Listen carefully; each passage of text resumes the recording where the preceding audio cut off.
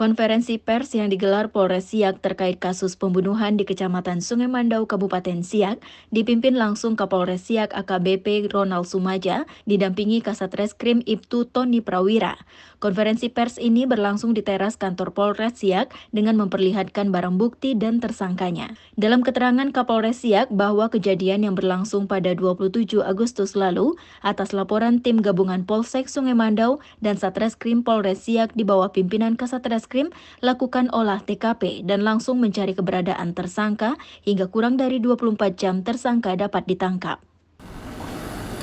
Perlu kami sampaikan di sini kronologi kejadian, yaitu pada awalnya Sabtu 27 Agustus sekira pukul 17 WIB. Tersangka minum tuak di warung tuak di Perum PT Sir, Afdeling 2, Kampung Muara Kelantan, Kecamatan Semando, Kabupaten Siak, bersama-sama dengan korban dan para saksi pekerja PT Sir. Sekira pukul 21.00 WIB, dikarenakan sudah banyak minum tuak, tersangka sudah semakin tidak terkontrol. Cekcok mulut dengan korban dan saksi lainnya. Kemudian saksi Felito Gulo dan saksi Buyung Zaluku berusaha menenangkan tersangka dan mengantarkan tersangka untuk pulang ke rumah. Namun tersangka langsung berlari ke rumah mengambil sebilah parang. Dan pada saat sampai di warung tua, saksi Felito Gulo dan Buyung langsung menangkap tersangka dan bergumul dengan tersangka hingga tersangka dibenamkan ke parit untuk berusaha mengambil parang di tangan tersangka. Dan saat itu tersangka mendengar kata-kata korban, "Matikan aja dia." Dan kemudian istri tersangka datang mengambil parang dari tersangka dan berhasil membawa tersangka pulang ke rumah.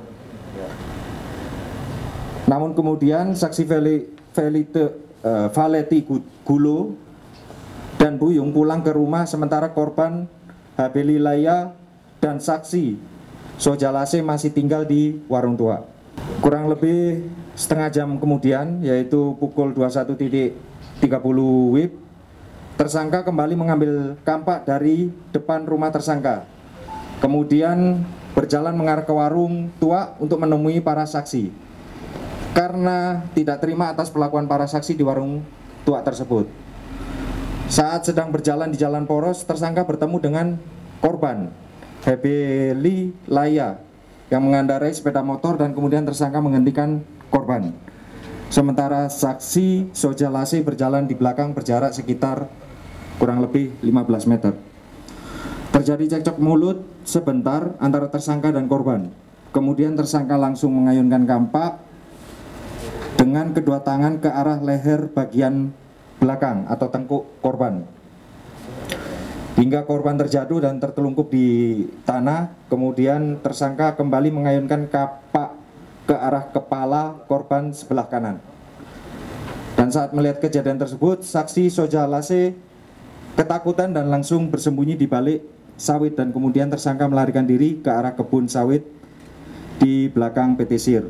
Setelah tersangka pergi, saksi Sojalase berteriak dan meminta pertolongan. Dalam kasus tersebut, tersangka akan dijerat dengan pasal 340 subsidiar 338 KUH Pidana dengan ancaman hukuman pidana mati atau penjara seumur hidup atau pidana penjara paling lama 20 tahun. Tim Liputan mengabarkan.